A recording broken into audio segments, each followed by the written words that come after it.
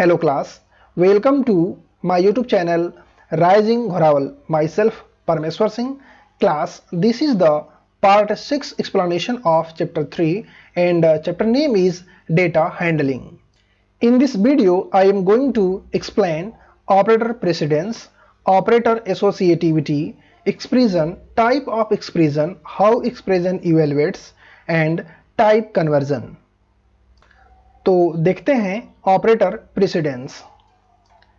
जब किसी एक एक्सप्रेशन या स्टेटमेंट में मल्टीपल ऑपरेटर्स एक साथ आ जाते हैं तो उनके एग्जीक्यूट होने का कुछ क्रम होता है, ऑर्डर होता है, और इसी क्रम या ऑर्डर को ऑपरेटर प्रेसिडेंस कहते हैं।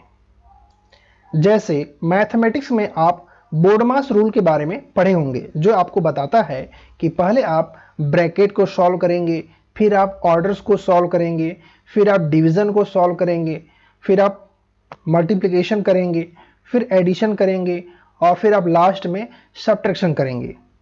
ठीक इसी प्रकार से पाइथन में ऑपरेटर प्रेसिडेंस होता है, जो आपको बताता है कि कौन सा ऑपरेटर पहले एग्जीक्यूट होगा और कौन सा ऑपरेटर बाद में एग्जीक्यूट होगा। पाइथन में ऑपरेटर प्रेसिडेंस का चार्ट दिया गया है, जिसमें operators highest to lowest precedence के अकॉर्डिंग स्टोर किए गए हैं, जिसे आप देखकर समझ सकते हैं कि कौन सा ऑपरेटर पहले एग्जीक्यूट होगा और कौन सा ऑपरेटर बाद में एग्जीक्यूट होगा। यहां आप देख सकते हैं, ये है ऑपरेटर प्रेसिडेंस का चार्ट, जिसमें operator highest to lowest precedence के अकॉर्डिंग स्टोर किए गए हैं। इस चार्ट को देखकर आप समझ सकते हैं कि जिस ऑपरेटर का प्रेसिडेंस हाई है वो पहले एग्जीक्यूट होगा और जिस ऑपरेटर का प्रेसिडेंस लो है वो बाद में एग्जीक्यूट होगा। ओके, किसी भी एक्सप्रेशन में सबसे पहले पैरेंथेसिस एग्जीक्यूट होगा, क्योंकि इसका जो प्रेसिडेंस है वो सबसे हाईएस्ट है। इसके बाद एक्सपोनेंशिएशन एग्जीक्यूट होगा, इसके बाद बिटवाइज नॉर, इसके बाद पॉजिटिव नेगेटिव जो यूनरी होते हैं, एक ही ऑपरेंड पर वर्क करते हैं। इसके बाद मल्टीप्लिकेशन, डिवीजन, फ्लोर डिवीजन और रिमाइंडर एग्जीक्यूट होंगे। इसके बाद एडिशन या सब्ट्रैक्शन होगा। इसके बाद बीटवाइज एंड है, फिर बीटवाइज एक्सॉर है, फिर बीटवाइज और है। इसके बाद रिलेशनल ऑपरेटर और आइडेंटिटी ऑपरेटर एग्जीक्यूट होंगे। इसके बाद बुलियन नॉट, बुलियन एंड और बुलियन और एग्जीक्यूट होगा। और सबसे लास्ट में असाइनमेंट ऑपरेटर वर्क करता है। ओके, सबसे लास्ट में असाइनमेंट ऑपरेटर वर्क करता है। ओके, जैसे मैं राइट करता हूं 5 प्लस 2 इंटू 3, तो देखिए इसका आंसर आ रहा है 11। ओके, तो यहां पर सबसे पहले जो मल्टीप्लिकेशन ऑपरेटर है वह एग्जीक्यूट हुआ है, इसके बाद एडिशन ऑपरेटर एग्जीक्यूट हुआ है। ओके, देखिए क्योंकि मल्टीप्लिकेशन ऑपरेटर का जो प्रेसिडेंस है वो एडिशन से हाई है। ओके, देखिए ऊपर है ना, इसलिए यहाँ पर क्या हो रहा है, 2 इंटू 3 मीन्स 6 और फिर 6 ऐड हो रहा है 5 में, तो क्या आ रहा है 11। ओके, तो इस क्रम में एग्जीक्यूट हो रहा है। ओके, और अगर हम इसी को इस तरह से कर देंगे 5 प्लस 2 और फिर मल्टीप्लिकेशन 3, तो यहाँ पर इसका रिजल्ट कुछ और आएगा, क्योंकि 5 प्लस 2 पहले एग्जीक्यूट होगा क्योंकि ये पैरेंथेसिस के अंदर है। ओके, तो क्या हो जाएगा 7 और फिर इसमें मल्टीप्लाई होगा 3 का, तो क्या आ जाएगा 21। ओके, इसी तरह से यदि मैं राइट करूं 5 plus 2 into 3 is less then 6 divided by, okay, floor division divided by 3 into, sorry मैं यहाँ पर यूज़ करता हूँ divided by, okay, floor division, और फिर मैं इंटर प्रेस करता हूँ। तो देखिए यहाँ पर क्या आया है, फॉल्स। तो ए एग्जीक्यूट हुआ होगा तो यहाँ पर आया होगा 21, और यहाँ पर क्या आया होगा, यहाँ पर आया होगा 3। ओके, तो 3 से लेस देन 21 नहीं है, इसलिए यहाँ पर क्या आंसर आ रहा है, फॉल्स। ओके, तो पहले यहाँ पर इस ऑपरेटर के जो लेफ्ट साइड में है वो एग्जीक्यूट हुआ होगा। ठीक है, मीन्स यहाँ पर 5 + 2, यहाँ पर 7 हो गया होगा, फिर इसमें मल्टीप्लाई होगा, ये आ गया 21। ओके, इसके बाद यहाँ पर जो 21 है उसकी वैल्यू ट्रू है। ओके, इसलिए इस तरफ जो वैल्यू है वह अब एग्जीक्यूट होगा। तो यहाँ पर जो दिया हुआ है ऑपरेटर फ्लोर डिवीजन का वर्क करेगा और यहाँ पर आ जाएगा 3। ओके, और फिर लास्ट में ए ऑपरेटर जो आपका रिलेशनल ऑपरेटर है वो वर्क करेगा। ओके, और फिर इसका रिजल्ट आ जाएगा फॉल्स। ओके, तो आप समझ पाए होंगे कि इस चार्ट में जो टॉप पर है वो पहले एग्जीक्यूट होगा और जो नीचे हैं वो बाद में एग्जीक्यूट होंगे। लेकिन अब आप सोच रहे होंगे अगर मल्टीप्लिकेशन और डिवीजन साथ में आ जाएं या फिर रिमाइंडर साथ में आ जाए तो इनमें से पहले कौन एग्जीक्यूट होगा। ओके, तो इनमें से पहले कौन एग्जीक्यूट होगा, इसके लिए रूल होता है, इसे कहते हैं ऑपरेटर एसोसिएटिविटी। मीन्स यदि एक ही एक्सप्रेशन में ऐसे कई ऑपरेटर्स आ जाएं जिनका प्रेसिडेंस सेम होता है तो ऐसी सिचुएशन को सॉल्व करने के लिए जो रूल है उसे कहते हैं एसोसिएटिविटी। ओके, ऐसी सिचुएशन आने पर पाइथन में जितने भी ऑपरेटर्स हैं एक्सपोनेंशिएशन के अलावा जितने भी ऑपरेटर हैं वो लेफ्ट टू राइट क्रम में सॉल्व होते हैं। ओके, लेफ्ट टू राइट क्रम में सॉल्व होते हैं। ओके, देखिए एग्जांपल के साथ। सपोज कुछ इस तरह से लिखा गया है 12 फ्लोर डिवीजन 3 into 2 रिमाइंडर 3। तो यहां पर देखिए ये किस तरह से एग्जीक्यूट होगा। देखिए इसका आंसर आ रहा है 2। ओके, ये कैसे आ रहा है देखिए, तो यहां पर जो ऑपरेटर्स हैं इनका जो प्रेसिडेंस है, देखिए इनका जो प्रेसिडेंस है वो सेम है। ओके, तो अब ये किस तरह से एग्जीक्यूट होंगे। अब इनके एग्जीक्यूट होने का जो रूल है क्या है, लेफ्ट टू राइट। ओके, तो यहाँ पर 12 फ्लोर डिवीजन हो रहा है 3 के साथ, तो यहाँ पर क्या आ जाएगा, यहाँ पर आ जाएगा 4 और फिर उसमें इंटू हो जाएगा, उसमें इंटू हो जाएगा 2 से कितना आ जाएगा 8। ओके, और फिर 8 में रिमाइंडर करेंगे 3 का, तो यहाँ पर आंसर आ जाएगा 2। देखिए ये किस तरह से सॉल्व होगा, ये सॉल्व होगा इस तरह से 12 को डिवाइड करेंगे 3 से, तो यहाँ पर क्या आ जाएगा 4। ओके, अब यहाँ पर जाएगा इंटू 2 रिमाइंडर 3। ओके, और अब ये सॉल्व होगा, यहाँ पर जाएगा 4 इंटू 2 आ जाएगा 8 रिमाइंडर 3। ओके, अब 3 को डिवाइड करेंगे, सॉरी 8 को डिवाइड करेंगे 3 से, तो रिमाइंडर क्या आएगा 2। तो इसलिए यहाँ पर जो आंसर आ रहा है वो आ रहा है 2। ओके, तो इस तरह से आप समझ पाए होंगे कि इस तरह से ऑपरेटर्स की एसोसिएटिविटी फिक्स होती है। ओके, देखिए अगर मैं चाहता हूं कि इनका जो एग्जीक्यूशन है इसका क्रम चेंज करना है, मैं चाहता हूं इसको ब्रैकेट में कर देता हूं 3 इंटू 2 को। ओके, तो ये पहले वर्क करेगा फिर रिमाइंडर वर्क करेगा। ओके, तो देखिए अब मैं एंटर प्रेस करता हूं तो यहाँ पर भी देखिए रिमाइंडर आपका 2 आ रहा है। अब फिर 2 कैसे आ रहा है, तो यहाँ पर देखिए मैंने जो राइट किया है वो कुछ इस तरह का हो गया है। देखिए जो राइट किया गया है 12 फ्लोर डिवीजन 3 इंटू 2 रिमाइंडर 3 है। ओके, तो ये सॉल्व हो रहा है 12 floor division. Okay, floor division, अभी जो ब्रैकेट है उसका जो प्रेसिडेंस है वो सबसे हाई है, तो सबसे पहले जो ब्रैकेट के अंदर है वो सॉल्व होगा।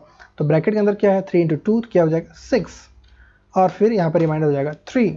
ओके, तो अब यहाँ पर अगर आप 12 को 6 से डिवाइड करेंगे, ओके, तो यहाँ पर जो ऑपरेटर है फ्लोर डिवीजन और रिमाइंडर इनका प्रेसिडेंस क्या है सेम है, तो ये लेफ्ट टू राइट सॉल्व होंगे। तो यहाँ पर पहले हम डिवाइड करेंगे 12 को 6 से, तो यहाँ पर क्या आ जाएगा 2 रिमाइंडर 3। ओके, तो अगर आप 2 को 3 से डिवाइड करेंगे तो रिमाइंडर क्या आएगा 2 ही आ जाएगा। ओके, तो यहाँ पर इसलिए इसका आंसर 2 आ जा रहा है। ओके, तो इस तरह से आप समझ गए होंगे कि एक्सपोनेंशिएशन के अलावा जितने भी ऑपरेटर्स हैं अगर वो एक साथ किसी एक्सप्रेशन में आ जाते हैं तो वो लेफ्ट टू राइट के क्रम में सॉल्व होते हैं। ठीक है, पहले तो प्रेसिडेंस देखा जाता है। ओके, जब प्रेसिडेंस फिक्स होता है उसके अलावा प्रेसिडेंस, अगर सेम प्रेसिडेंस के कई ऑपरेटर मिल गए तो वहाँ पर एसोसिएटिविटी को अप्लाई किया जाता है। ओके, केवल एक्सपोनेंशिएशन ऐसा ऑपरेटर है जिसकी एसोसिएटिविटी राइट टू लेफ्ट है। ओके, देखते हैं इसे कैसे। इसका देखिए एग्जांपल। तो देखिए, अगर मैं करता हूँ 2 एक्सपोनेंशिएशन 3 एक्सपोनेंशिएशन 2, ओके, तो यहाँ पर देखिए इसको मैं एंटर प्रेस करता हूँ तो जो इसका रिजल्ट आ रहा है 512, ओके, मीन्स 512। ओके, ये कैसे आ रहा है? तो यहाँ पर सबसे पहले सॉल्व हो रहा है राइट टू लेफ्ट, मीन्स यहाँ पर 3 एक्सपोनेंशिएशन 2 सॉल्व हो रहा है तो इसका आंसर आ रहा है 9, ओके, और फिर 2 एक्सपोनेंशिएशन 9 जब हो रहा है तो इसका आंसर आ रहा है 512, ओके। तो इसके एग्जीक्यूट होने का जो क्रम है वो राइट टू लेफ्ट है, ओके, पहले जो राइट में है वो सॉल्व हो रहा है, फिर जो लेफ्ट में है वो सॉल्व हो रहा है, ओके। आई होप कि आप सभी को ऑपरेटर प्रेसिडेंस और ऑपरेटर एसोसिएटिविटी बिल्कुल क्लियरली समझ में आ गया होगा। फिर भी अगर आपको कोई डाउट है तो आप कमेंट बॉक्स में राइट करें, मैं उसे रिप्लाई करूंगा। जिस तरह से मैंने एग्जाम्पल्स राइट किया है उस तरह से आप भी एग्जाम्पल्स डिफरेंट टाइप के टफ से टफ एग्जाम्पल्स को राइट करिए और उसे इसी रूल के अकॉर्डिंग सॉल्व करने की कोशिश करिए। जब आप इस तरह से ट्राई करेंगे तो निश्चित तौर पे आपको और इसका कॉन्सेप्ट क्लियर हो जाएगा। ओके, देखते हैं नेक्स्ट हेडिंग। नेक्स्ट हेडिंग है एक्सप्रेशन। एक्सप्रेशन का डेफिनेशन है a valid combination of atoms and operators forms a Python expression. Means atoms और ऑपरेटर्स का वैलिड कॉम्बिनेशन एक पाइथन एक्सप्रेशन को बनाता है। अब यहाँ पर एटम्स क्या हैं? एटम्स कुछ भी जिसका एक कुछ वैल्यू हो, जैसे कोई वेरिएबल हो सकता है जिसमें आपने कुछ स्टोर करके रखा हो, ओके।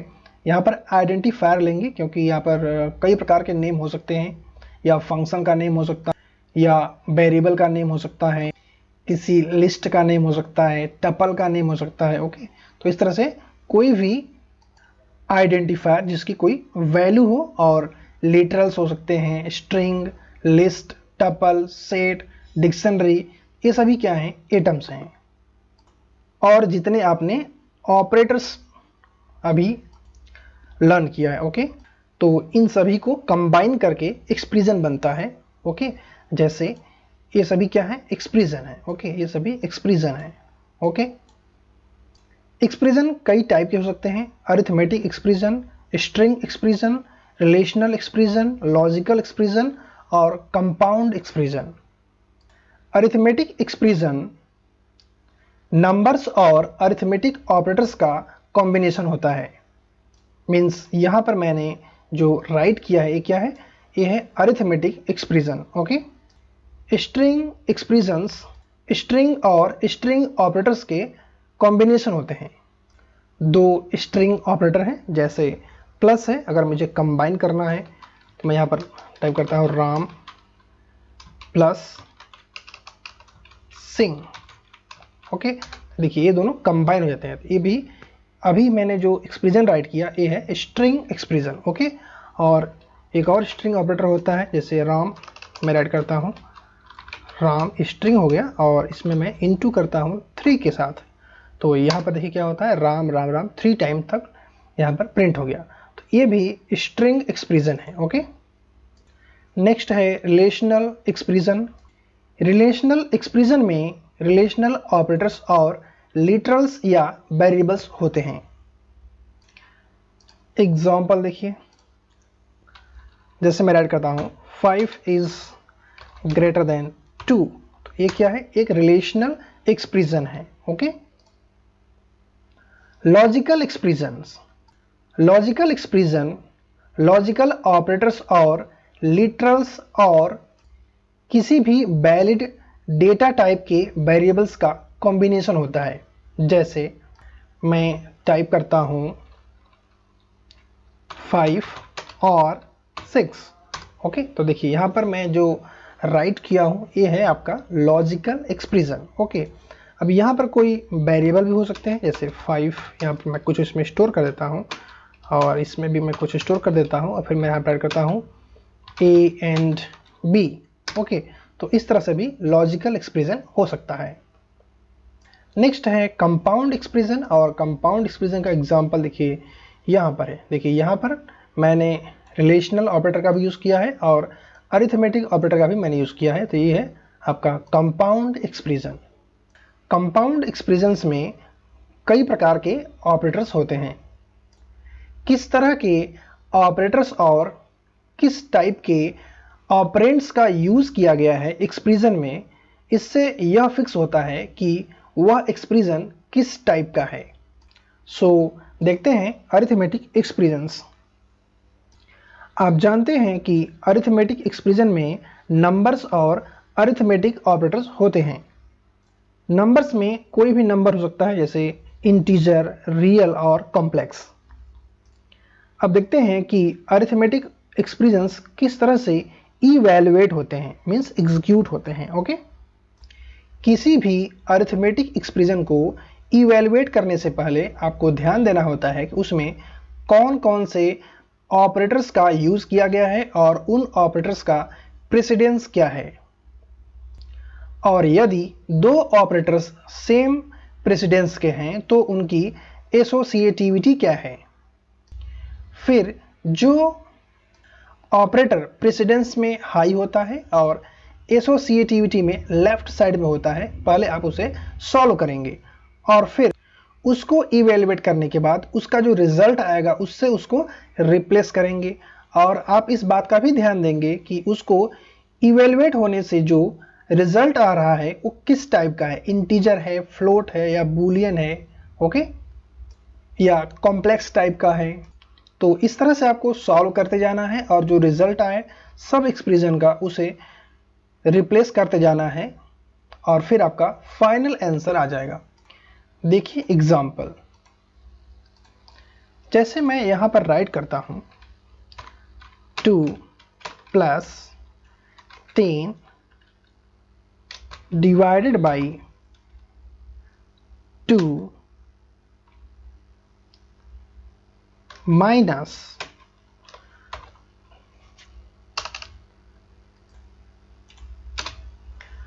2 × 3। तो यहाँ पर देखिए इसका रिजल्ट क्या आएगा और ये किस तरह से इवैल्यूएट होगा। ओके, तो इससे पहले हम पेंट में कर लेते हैं। देखिए यहाँ पर मैंने राइट किया है।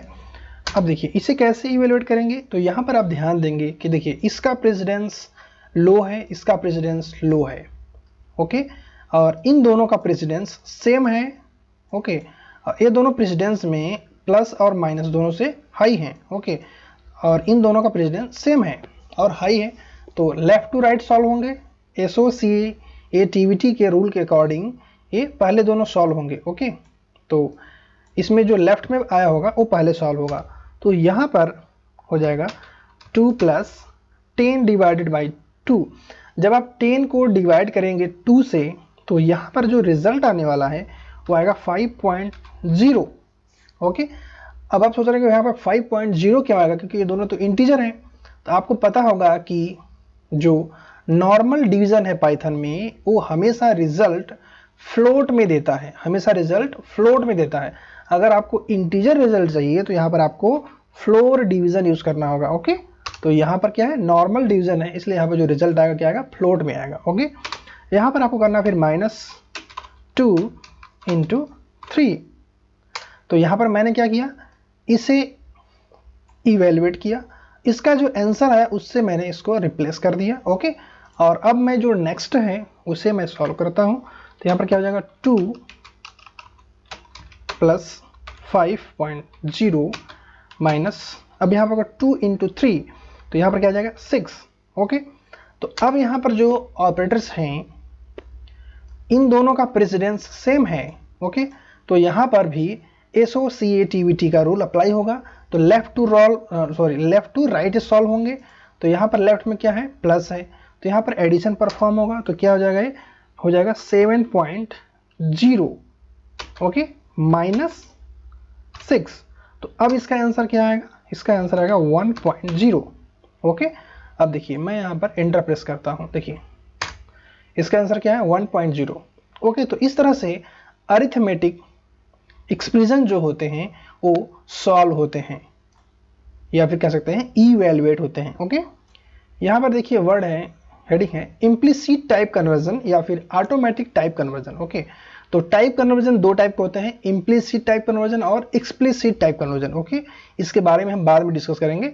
अभी आप समझिए इम्प्लिसिट टाइप कन्वर्जन। देखिए यहाँ पर मैंने अभी जो इवैल्यूएट किया है इसमें देखिए टाइप कन्वर्जन हुआ है। यहाँ पर देखिए, यहाँ पर ये तो आपको श्योर पता है कि इसका जो आंसर आएगा वो फ्लोट में आएगा, ठीक है। लेकिन देखिए यहाँ पर जब हम ऐड कर रहे हैं तो यहाँ पर क्या हो रहा है, इम्प्लिसिट टाइप कन्वर्जन हो रहा है। मीन्स ये इंटीजर है और ये फ्लोट है। ओके, और आपको पता है कि इंटीजर मेमोरी में स्पेस कम लेता है और फ्लोट ज़्यादा लेता है। ओके, और फ्लोट बड़ा नंबर होता है, तो इसको इंटीजर को फ्लोट में चेंज हो रहा है यहाँ पर, ठीक है। ये ऑटोमेटिक जो आपका कंपाइलर है इसे ऑटोमेटिकली चेंज कर ले रहा है, आपको इसमें कोई इंटरफेरेंस करने की ज़रूरत नहीं हो रही है, इसे ऑटोमेटिक चेंज कर ले रहा है, ठीक है।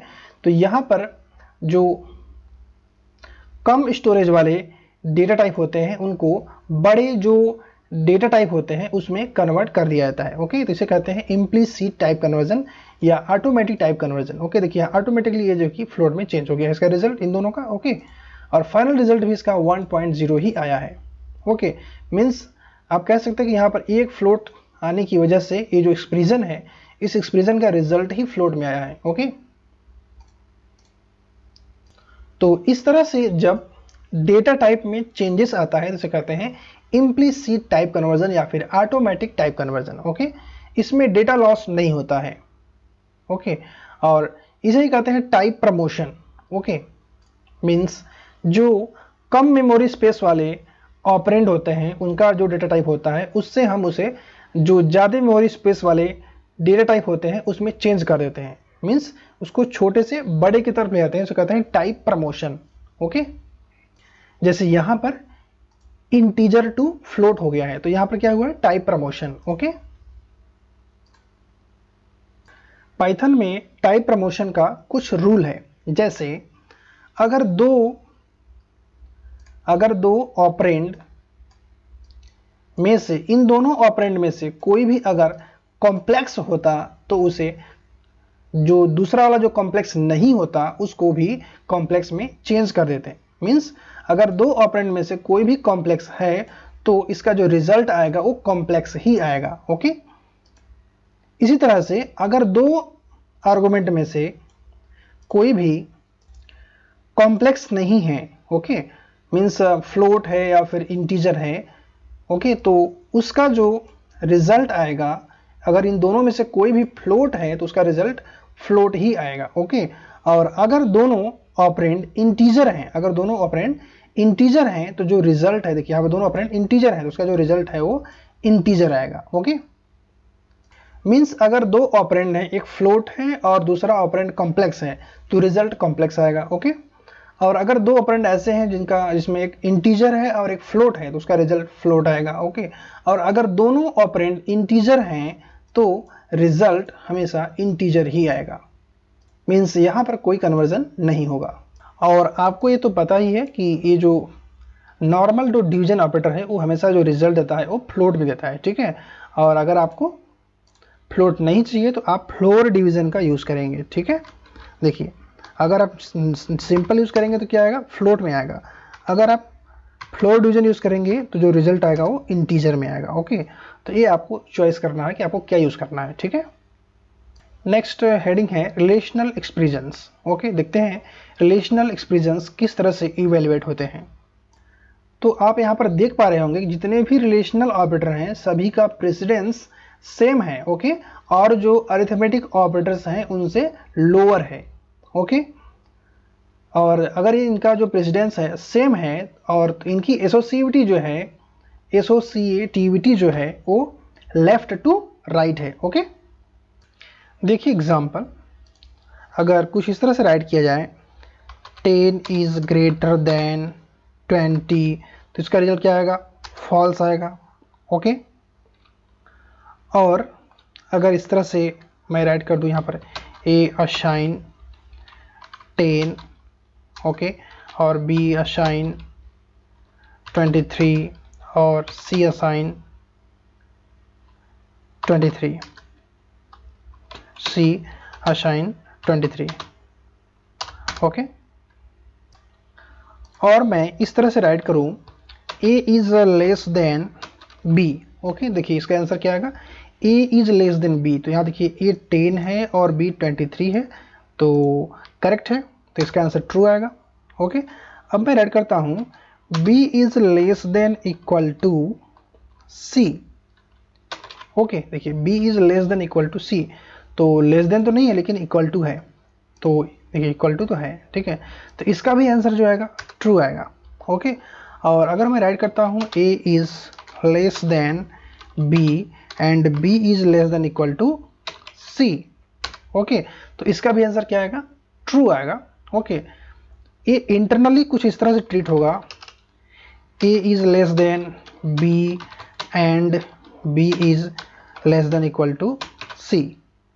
ओके, तो ये कुछ इस तरह से ट्रीट होगा, तो इसका भी आंसर ट्रू आएगा, और यहाँ पर भी आंसर ट्रू आ रहा है क्योंकि A B से लेस देन है और B C से लेस देन तो नहीं है लेकिन इक्वल टू है, तो इन दोनों में से कोई एक बात तो करेक्ट है, तो इसलिए इसका भी यहाँ पर भी आंसर क्या आएगा, ट्रू। और जब यहाँ पर भी ट्रू है और यहाँ पर भी ट्रू है तो एंड क्या रिटर्न करेगा, ट्रू।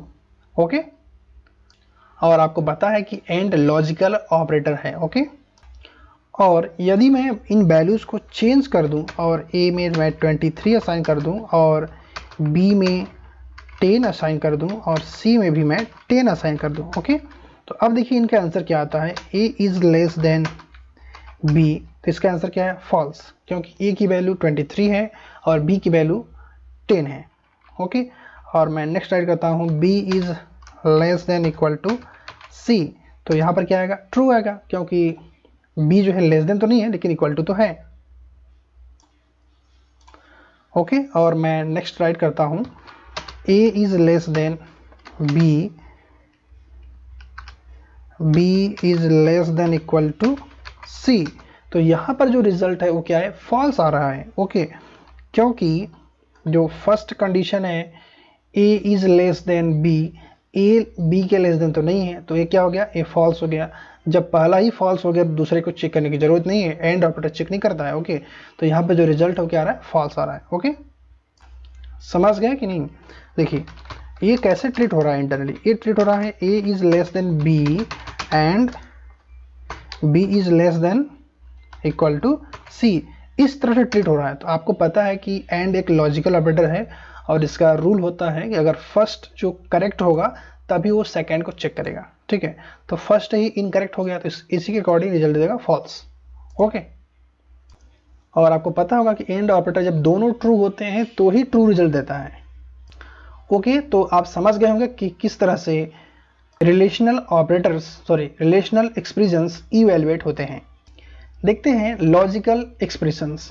ओके, तो जो लॉजिकल एक्सप्रेशंस होते हैं उसमें लॉजिकल ऑपरेटर्स होते हैं और कोई भी टाइप का वेरिएबल हो सकता है या फिर डायरेक्ट वैल्यूज हो सकती हैं, मीन्स लिटरल हो सकता है। ठीक है, यहाँ पर आप देख पा रहे होंगे कि जो लॉजिकल ऑपरेटर्स हैं उनका प्रेसिडेंस जो रिलेशनल ऑपरेटर्स हैं या फिर जो अन्य ऑपरेटर्स हैं सभी से लोअर है। ओके, एग्जांपल्स देखते हैं कि किस तरह से लॉजिकल ऑपरेटर्स इवैल्यूएट होते हैं, लॉजिकल एक्सप्रेशंस इवैल्यूएट होते हैं। ओके, कोई भी लॉजिकल एक्सप्रेशन आप राइट कर लीजिए, जैसे मैं राइट करता हूँ 4 इक्वल टू 4 और 5 इक्वल टू 6। ओके, फिर मैं इंटर प्रेस करता हूं और इसका रिजल्ट ट्रू आता है। ओके, तो यहां पर इसका रिजल्ट ट्रू इसलिए आया है क्योंकि जो फर्स्ट मैंने एक्सप्रेशन राइट किया है इसका जो आंसर आ रहा है वो क्या आ रहा है, ट्रू। ओके, क्योंकि 4 इक्वल है 4 के, तो इसकी वैल्यू क्या आ गई, ट्रू। और आपको पता है कि और ऑपरेटर अगर उसकी फर्स्ट वैल्यू करेक्ट है तो वो सेकंड वाले को चेक नहीं करता है। ओके, तो अगर फर्स्ट की वैल्यू करेक्ट है तो इसका जो रिजल्ट है वो करेक्ट आ जाएगा। ओके, ट्रू आ जाएगा। लॉजिकल ऑपरेटर्स के बारे में डिटेल्स में मैंने अपने प्रीवियस वीडियोस में डिस्कस किया है। ओके, जब मैं ऑपरेटर्स को डिस्कस कर रहा था। ओके, तो आप उन वीडियोस को देखिए जिसमें मैं लॉजिकल ऑपरेटर्स को एक्सप्लेन किया हूं, तो वहां से आप डिटेल में समझ पाएंगे कि लॉजिकल ऑपरेटर्स किस तरह से वर्क करता है। यहाँ पर लॉजिकल ऑपरेटर्स को डिस्कस करने का मतलब यह था कि आपको पता होना चाहिए कि यहाँ पर जो रिलेशनल ऑपरेटर्स हैं इनका जो प्रेसिडेंस है ये लॉजिकल ऑपरेटर्स से हाईएस्ट होता है। मीन्स पहले जो रिलेशनल ऑपरेटर्स हैं ये एग्जीक्यूट होंगे, इसके बाद और ऑपरेटर वर्क करेगा। ओके, और यदि ये किसी एक्सप्रेशन में एक साथ में आ जाएंगे तो ओके देखिए 4 और 5 equal to 6 and 2 is greater than 0। Okay, तो देखिए इसको मैं इंटरप्रेस किया, देखिए इसका रिजल्ट ट्रू आया। ओके, क्योंकि आपको पता है कि जो रिलेशनल ऑपरेटर्स हैं इनका प्रेसिडेंस लॉजिकल से हाई होता है। ओके, तो ये तो पहले इवेलुएट हो जाएंगे। ओके, इसके बाद आपको पता है कि एंड जो ऑपरेटर है उसका प्रेसिडेंस और की अपेक्षा ग्रेटर है।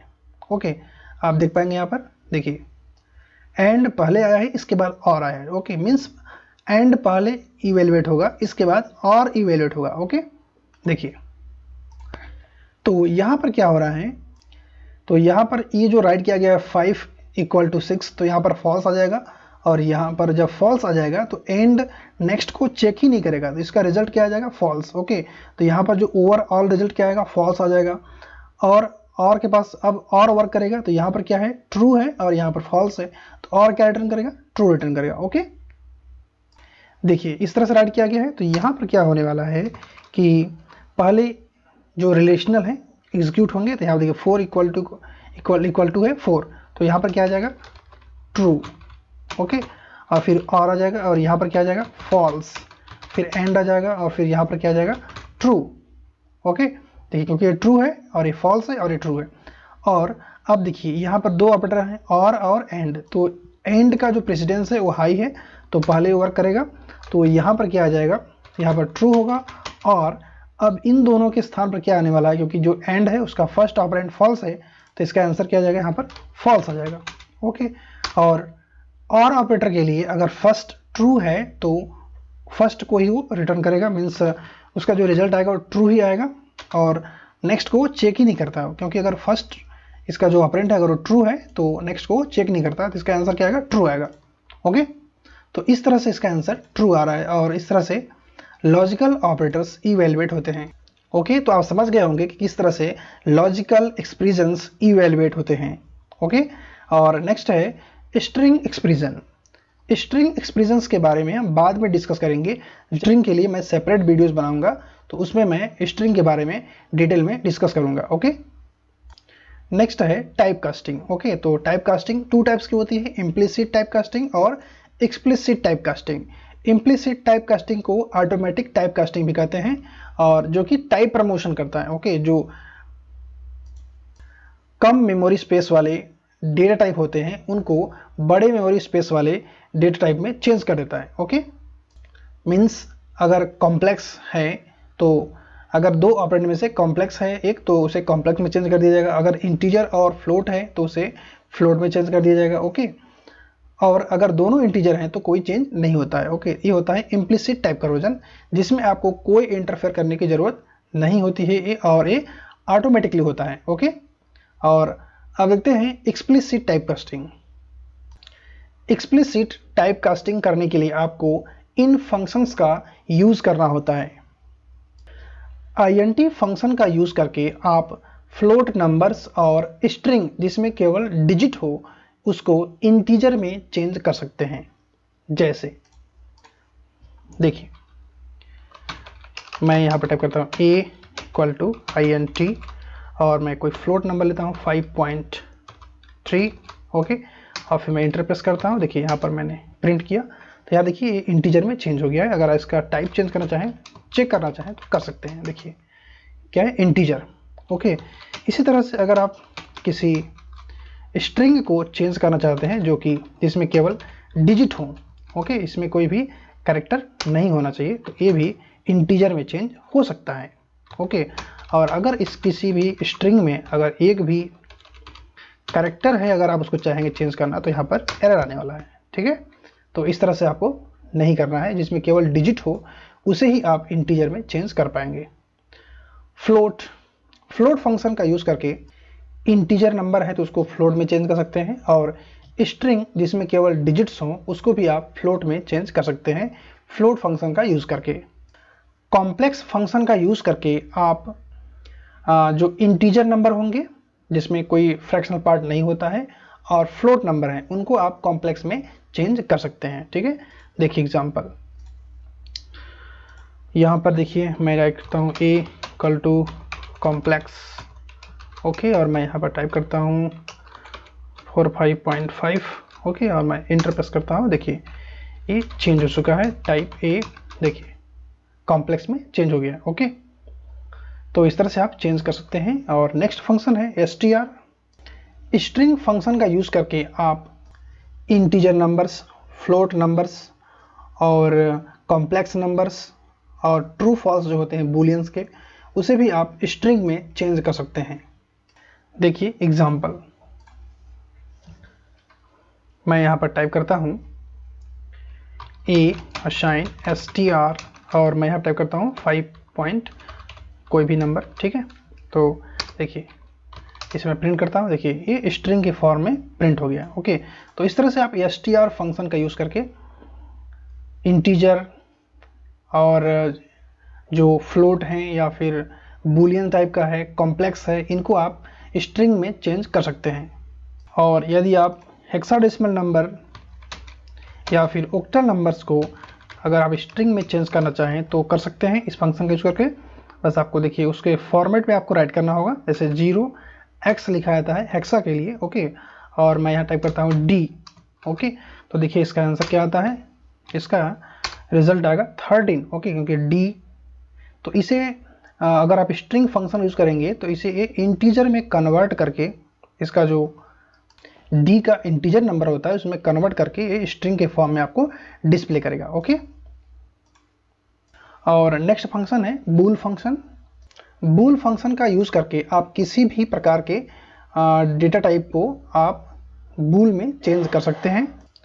तो जितने भी ऐसे वैल्यूज़ होंगे जो नॉन ज़ीरो होंगे, ओके, ज़ीरो नहीं होंगे, उनको उनका जो रिज़ल्ट है वो ट्रू आएगा, और अगर वो ज़ीरो होगा या फिर इम्पटी होगा तो उसका रिज़ल्ट फॉल्स आएगा। ओके, देखिए एग्जांपल, देखिए मैं यहाँ पर टाइप करता हूँ a इक्वल टू बूल और मैं यहाँ पर राइट कर देता हूँ 0.0।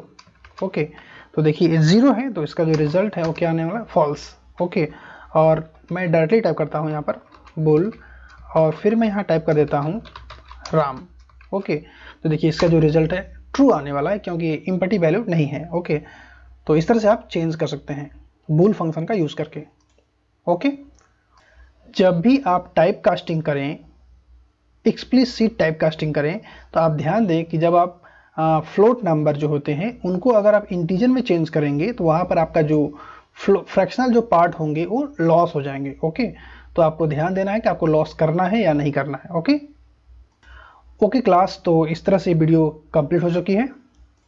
क्लास, यदि आपको ये वीडियो अच्छा लगा हो इसे लाइक करें, शेयर करें, और आपको ये वीडियो कैसा लगा आप कमेंट बॉक्स में राइट भी करें, और यदि आपको कोई डाउट हो तो आप कमेंट बॉक्स में राइट करें, मैं उसे श्योर रिप्लाई करूँगा। और मेरे चैनल को सब्सक्राइब कर लीजिए और वीडियो को लाइक कर दीजिए। Thank you.